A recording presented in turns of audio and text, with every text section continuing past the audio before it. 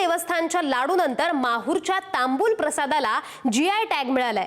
GI tag अर्थात भौगोलिक मानांकन मिळवणारा तांबूल हा देशातील दुसरा तर महाराष्ट्रातील पहिलाच प्रसाद ठरलाय। तीर्थक्षेत्र माहूरच्या रेणुका मातेचा तांबूल हा मुख्य प्रसाद आहे। हा ऐतिहासिक बहुमान मिळवून देण्यासाठी भौगोलिक मानांकन तज्ञ डॉक्टर गणेश हिंगमिरे यांनी तांत्रिक प्रक्रिया पूर्ण केली। तांबूल विड्याचा हा प्रसाद अन्नपचनासाठी उपयुक्त असल्याचं सिद्ध झालंय। आता जीआय टॅगमुळे माहूरच्या तांबूल प्रसादाची मागणी वाढणार आहे। या संदर्भात बोलण्यासाठी आपल्यासोबत आहेत संजय काणव, जे रेणुका माता मंदिर याचे पुजारी आहेत, त्यांच्याशी आपण बातचीत करूया। संजय जी, तुमचं मनापासून स्वागत आहे पुढारी न्यूजवर। तर अतिशय आनंदाची बातमी आहे की तीर्थक्षेत्र माहूरच्या रेणुका मातेचा जो प्रसाद आहे त्याला जीआय टॅग मिळालेला आहे। काय प्रतिक्रिया आहे, काय वातावरण आहे तिथे? बरोबर, हे नामांकन प्राप्त झाल्याबरोबर मातेला 1100 पानाचा विडा चढवण्यात आला आणि मातेचे आशीर्वाद घेतले, कारण यासाठी बरीच मेहनत घ्यावी लागली। प्राध्यापक हिंगमिरे यांनी अत्यंत कष्ट घेऊन हे उभं केलंय आणि खरोखरच सगळ्या भाविक वर्गामध्ये खूप आनंद व्यक्त होतो आहे की हा एक खूप मानाचा असा जीआय नामांकन प्राप्त झाल्यामुळे निश्चितच मातेच्या प्रसादाला भाविकांमध्ये वाढ होणार आहे आणि भविष्यात सुद्धा या ठिकाणी तांबूल प्रसाद सगळे भाविक घेतील आणि त्याच्यामुळे येथील रोजगार सुद्धा वाढणार आहे। जी जी, तर हा जो प्रसाद दिला जातो तांबूलचा, त्याचं वैशिष्ट्य काय आहे? याचा हा त्रयोदशी विडा असतो। याचं वैशिष्ट्य असं की रोज देवीला पुरणपोळीचा नैवेद्य दाखवल्यानंतर तांबूलाचा प्रसाद चढवला जातो। हा तांबूलाचा प्रसाद म्हणजे जसा प्रसादही आहे आणि शरीरासाठी एक अत्यंत पाचक आहे। हे जे आहे याच्यामध्ये त्रयोदशी गुणी विडा असं म्हटलं जातं। याच्यामध्ये 13 प्रकारचे गुणधर्म औषधी युक्त असतात आणि निश्चितच त्याचा संपूर्ण शरीराला फायदा होतो। अनेक काळापासून आपल्याकडे सुद्धा पान खाण्याची जी परंपरा आहे, विडा खाण्याची जी परंपरा आहे, तीच ही परंपरा आहे। जी, या प्रसादाचा नेमका इतिहास काय आहे? कधीपासून हा प्रसाद दिला जातोय? माता रेणुकेला तर फार पूर्वीपासून म्हणजे परशुरामकालीन हे स्थान आहे आणि तेव्हापासून या ठिकाणी पानाचा विडा हा चढवला जातो। अजूनही आपल्या घरी कुठल्याही प्रकारचं मातेचं पूजन केलं तर तिथे पानाचा विडा चढवला जातो। पण माहूरचं एक आगळं वेगळं वैशिष्ट्य आहे की या ठिकाणी सगळं पानं बारीक करून सगळं काच, सुपारी, लवंग, विलायची, जायफळ, चुना सगळं मिक्स करून त्याच्यामध्ये बारीक केलं जातं आणि तो बारीक केलेला मातेच्या मुखामध्ये ठेवला जातो। त्याला तांबूल असं म्हणतात, बाकी विडा म्हणतात लोक, परंतु हा तांबूल प्रसाद आहे। अनादी कालापासून चालत आलेली ही परंपरा आहे, ती भविष्यातही पुढे कायम चालू राहणार आणि या जीआय नामांकनामुळं तर याला आणखी सुद्धा खूप मोठी उंची प्राप्त झालेली आहे।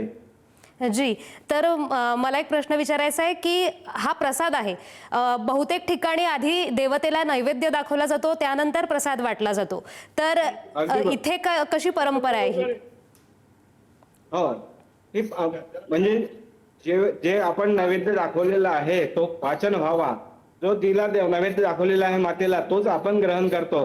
आपणही नैवेद्य प्रसाद घेतल्यानंतर पानाचा विडा घेतो आणि पुरणपोळीचं जेवण हे जड असतं आणि ते पाचन व्हावं लवकर, म्हणून हा पाचक पदार्थ आहे।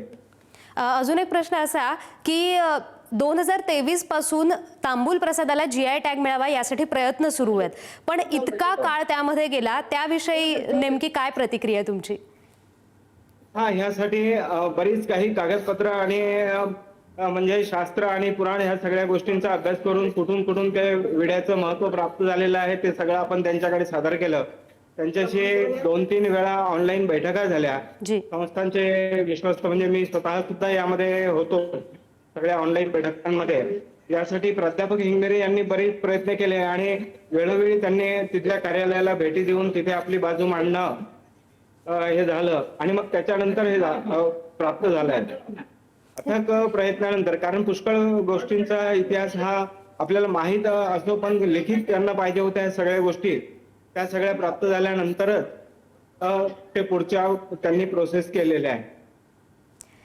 तर आणखी एक मला दृश्यांमध्ये दिसतंय की बाजूलाच देवी रेणुका देवीचा गाभारा आहे, तर पुढारीच्या प्रेक्षकांसाठी त्यांचं दर्शन तुम्ही घडवू शकता का?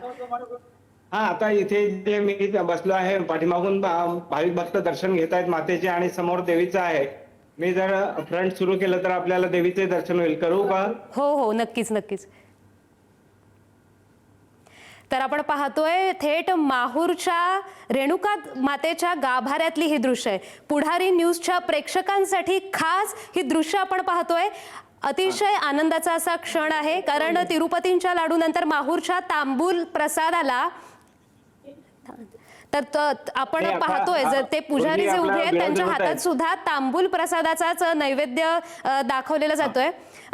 आपल्यासोबत पुजारी आहेत.